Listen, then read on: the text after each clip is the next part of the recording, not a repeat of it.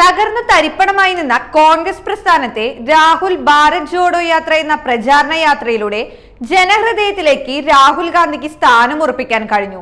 രാഹുൽ ഗാന്ധിയുടെ ഈ ഒറ്റ പ്രചാരണ പരിപാടിയിൽ കൊണ്ട് ദക്ഷിണേന്ത്യയിൽ കോൺഗ്രസിന് ലഭിച്ച വോട്ടുകൾ കണ്ട് നരേന്ദ്രമോദി പോലും അന്താളിച്ചുപോയി.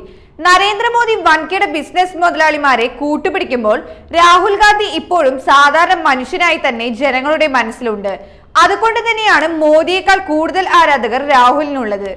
താമരയുടെ കാലാവധി കഴിഞ്ഞു. മോദി യുഗം ഇതോടെ അവസാനിക്കും. ഇനി ഇന്ത്യ സഖ്യത്തിന്റെ ദിനങ്ങളാണ്. പ്രധാനമന്ത്രി സ്ഥാനം ഇനി രാഹുൽ ഗാന്ധി വഹിക്കും. കർണാടകയിലെ 20 ലോക്സഭാ സീറ്റുകളും കോൺഗ്രസ് നേടുമെന്ന് പാർട്ടി നേതാവ് സലിം അഹമ്മദും പറഞ്ഞു. രാഹുൽ ഗാന്ധിയെ പ്രധാനമന്ത്രിയാക്കി കേന്ദ്രത്തിൽ ഇന്ത്യ സഖ്യം അധികാരത്തിലെത്തുമെന്നത് തീർച്ച.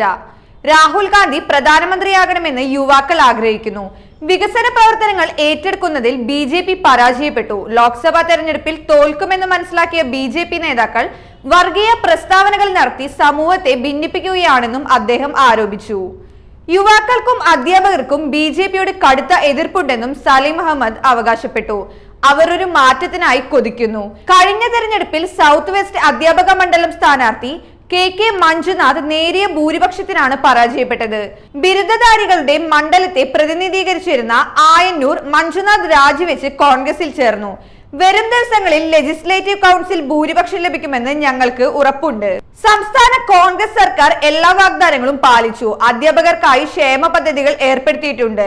എല്ലാവർക്കും തുല്യ ജീവിതം, എല്ലാവർക്കും തുല്യവിഹിതം എന്ന തത്വശാസ്ത്രത്തിൽ സംസ്ഥാന സർക്കാർ ശക്തമായി വിശ്വസിക്കുകയും അതനുസരിച്ച് പ്രവർത്തിക്കുകയും ചെയ്യുന്നു. കോൺഗ്രസ് സർക്കാരിന്റെ 5 ഗ്യാരണ്ടി പദ്ധതികൾ ദേശീയ തലത്തിൽ ചർച്ച ചെയ്യപ്പെടുകയാണെന്നും അദ്ദേഹം അഭിപ്രായപ്പെട്ടു.